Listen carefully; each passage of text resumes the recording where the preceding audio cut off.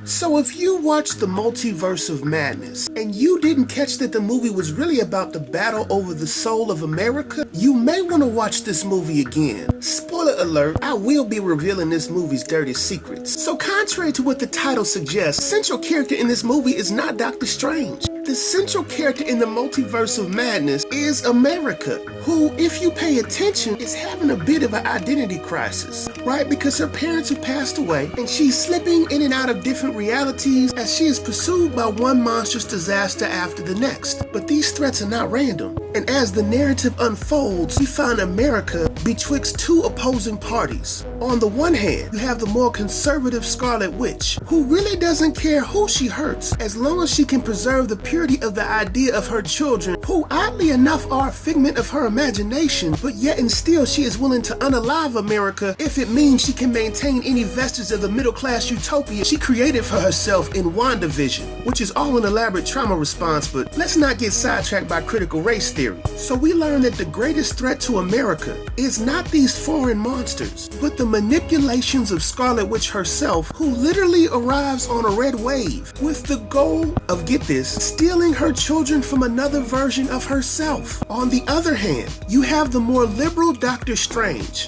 who you would think would be the hero, but is he really? Because in the opening scene, he would unalive America too, because America doesn't know how to use her powers yet. And because of her ignorance, or is it because of his arrogance, he too would unalive America out of some false sense of moral necessity. And let us not forget that Doctor Strange is also suffering from a broken heart and also has a darker side, which if you saw the What If series, we know where that can lead. So here's what the movie boils down to. You have two opposing parties who are supposed to be on the same side, neither fully having America's best interests at heart, and both at certain points wanting to take America's power for themselves, for whatever reason. I just also want to point out that America is a woman of color and is moved around like a pawn in this mystical game of chess between two white folks. But how does this conflict resolve itself? Well, Doctor Strange does three major feats at the end of the movie, which completes his character arc.